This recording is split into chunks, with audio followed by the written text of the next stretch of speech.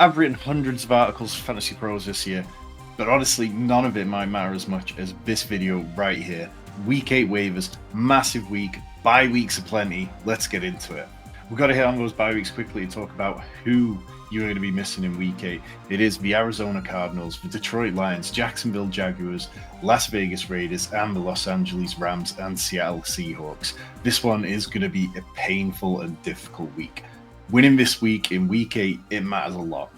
We'll start as we always do with the quarterback position, and Jaxson Dart, 42% rostered, 29 points from Jaxson Dart in week 7. He scored at least 17 in every start and has 2 games over 23 points, and they came in games against the Eagles and the Broncos. Yes, we didn't see much rushing work for the first time from Jaxson Dart. He'd been averaging over 50 yards per game before now. But no QB rushes well against the Denver Broncos. They've only let Justin Fields rush for more than 15 yards against them. So getting that, that's fine. We can cope with that. But Jaxson Dart still bolstered his production with a touchdown, which now brings him to 3 rushing touchdowns in the 4 starts which we've had. And perhaps most impressively, it was the new career high in passing yards at 283 against the Broncos, who have the second best pass defense in EPA allowed in the league. So it was a really impressive game. Yes, he plays the Eagles next, but we saw what he did to them a couple of weeks ago, and I have no concerns about Jaxson Dart. Easily a top 12 quarterback every single week going forward. We've got 2 more quarterbacks, and then we're going to get onto the running backs straight away after that. Loads of guys low rostered in this week's episode, so stay tuned. Michael Penix, 28% rostered, at home to Miami. So look, yes, I know that this week wasn't pretty.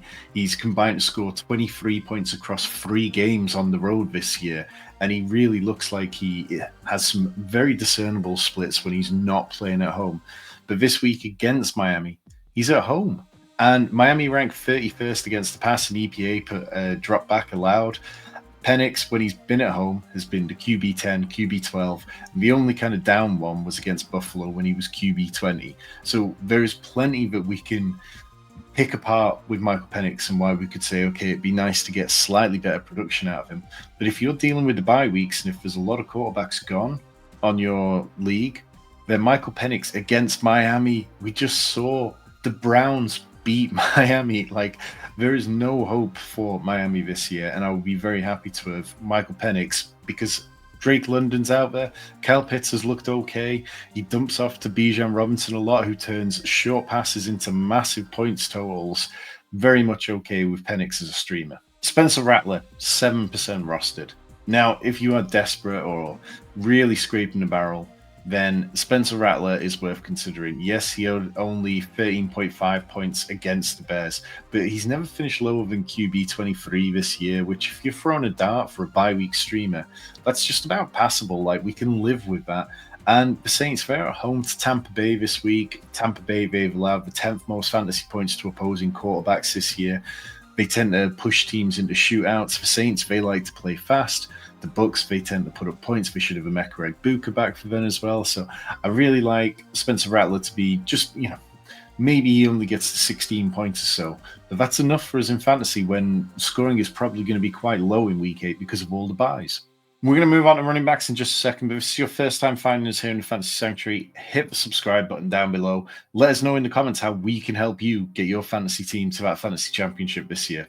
Tyler Algier, 39% rostered, at home against Miami. And look, yeah, the lack of involvement this week for the Falcons, that wasn't exactly what we wanted. But the Falcons, they went incredibly pass-heavy compared to usual, and it didn't work out for them. So now feels like a perfect situation where we might see him be slightly less pass-happy next week. And against Miami, you can do what you want. The Falcons are talented enough at home.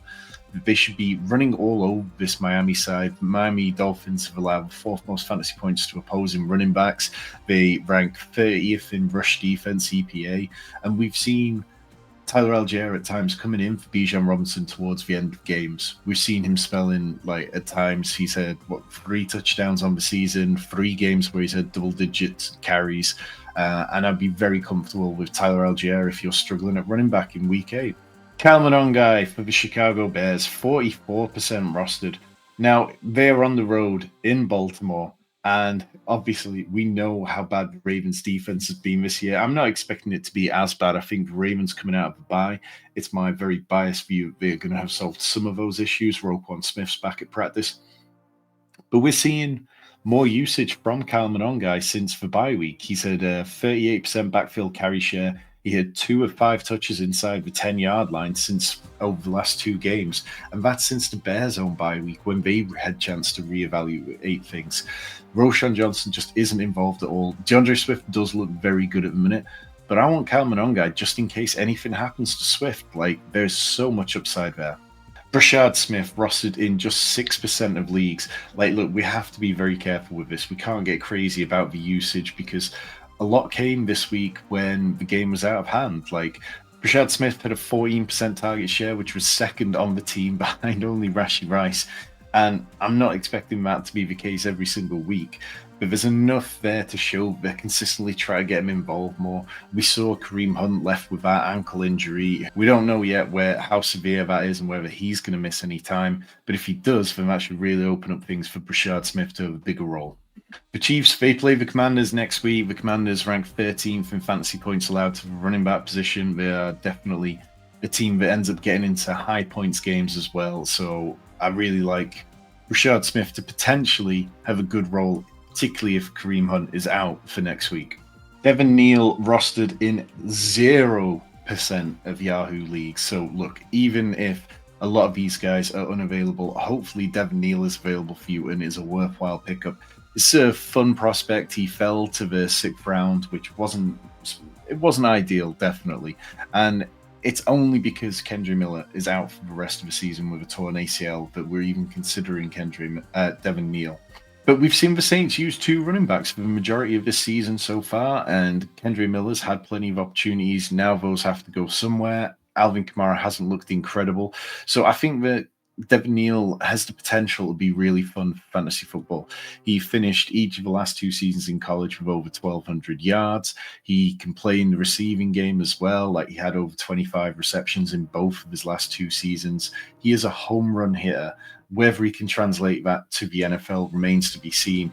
But look, it's worth it for the handcuff value. It's worth it just in case he does turn into something, because if he does play and he can translate it, man, he could absolutely be electric for the Saints. Moving over to the wide receiver position and starting Kayshon Boutte, 32% rostered. Next week, the New England Patriots play Cleveland. Now, what we've seen from Cleveland this year is that they're a very good defense, very good against the pass. But where they struggle sometimes is giving up big plays downfield. We saw that particularly when Baltimore took them on and they were just going deep against them and it was working. What does Kayshon Boutte do well? He goes deep. He's had 13 PPR points this week, 55 yards on 2 receptions. Last week before it, 26 points, also had 16 in week 1. So he's not an every week starter, but he is streamable against certain defenses. And I wouldn't worry about playing him against this Browns defense where the Patriots should be able to impose their will. Troy Franklin, 21% rostered, gets the absolute cupcake matchup with the Dallas Cowboys in week 8, which is one we really want to target for wide receivers. And Troy Franklin, he hasn't been incredible this year. It's been quite up and down. Yesterday marked the 3rd time this year that he's tied or led the team in target share. Obviously, didn't really do anything with it whatsoever. He caught that touchdown, which was quite a fluky one. It was a bit of a tip ball. But 10 targets shows how much they want him involved. And it's his 3rd game this season with 8 or more. So I like Troy Franklin. I think that he's a low-end flex type play. If you're really struggling at wide receiver for week 8, then it makes sense to pick him up. Elikai Manor, 28% rostered. The Titans, they play the Colts next week, which isn't exactly an ideal one. But Ayamana has just consistently been out there and playing well. Obviously, Calvin Ridley's not been out there, and Calvin Ridley's been out there. It hasn't looked particularly good either. But Ayamana led all the Titans wide receivers with 5 targets yesterday. I would expect the Colts to be able to put the Titans into a pass-heavy script. And look, the Titans are in pass-heavy scripts pretty much every week, and sometimes it works out, sometimes it doesn't. I don't have huge amounts of faith that Ayamana is going to be an every week play, but I think that he's decent enough to help you on a bye week. Jalen Coker, 14% rostered. We got the news on Monday that Bryce Young is going to miss at least 1 week with a high ankle sprain, and honestly, I wouldn't be surprised if it's a little bit more. Andy Dalton at quarterback just means that this offense is going to click in a different way. We know that since the start of 2023, he's averaged 6.4 yards per attempt, whilst Bryce Young, since he came into the NFL, is averaging like 5.6. Jalen Coker didn't play a huge amount this week. First game back, coming off the injury that kept him out until now. He only ran a route on 47% of dropbacks. Next week, they played the Bills. That projects to be a very pass-heavy game because the Bills should be able to control things. If Carolina's having to throw the ball, then I'll like Jalen Coker to get more involved, and he could very much be helpful through bye weeks. Moving over to the tight end position, and look, the guys we're going to talk about today, we've talked about them for the last couple of weeks now. Mason Taylor, 39% rostered. Yes, it didn't really pay off this week in the way that we hoped it would. We hoped that without Garrett Wilson, Mason Taylor would absolutely just get the ball constantly fed to him, and we didn't necessarily see that. But next week, the Jets are playing the Bengals, which sets two very poor defenses against one another. Even before the Bengals gave up 4 touchdowns to tight ends on Thursday Night Football, they were allowing the most fantasy points to opposing tight ends. Only Josh Reynolds had more targets for the Jets this week than Mason Taylor's 5. So stashing him now, it just makes too much sense. And I'm very bullish that if Tyrod Taylor gets out there as well, that it's only going to be a positive thing for Mason Taylor's fantasy output. Oronde Gadsden, 3% rostered. Now, we have talked about Oronde Gadsden for like 3-4 weeks in a row now. The signs were there early on that the Chargers were leaning towards him ahead of the veteran guys that they had. And then this week, runs around on 77% of Justin Herbert's dropbacks. He was at 77% last week as well. And he's hit this level where he's playing consistently to a very high amount of snaps. He's out there and he's seeing good target shares. He's been at 20% and 17% over the last 2 games. Scored 11.5 PPR points a week ago, and then goes out and just goes absolutely nuclear with almost 30 PPR points. Now, this week he plays the Minnesota Vikings on Thursday Night Football, which isn't an ideal matchup. Like, there's no denying that Minnesota's defense is very good and they can be a bit of a difficult one. But they have given up fantasy production to the tight ends. They've allowed the fewest fantasy points to wide receivers, but the 14th most to tight ends. So it's not like you can't just exploit them in some areas of the passing game. And they seem quite content sometimes to give up points to the tight ends as long as they're limiting things downfield. Those are your Week 8 waivers. Of course, if anything changes, we will drop it into the comments down below and, of course, answer any of your questions as we get closer to kickoff.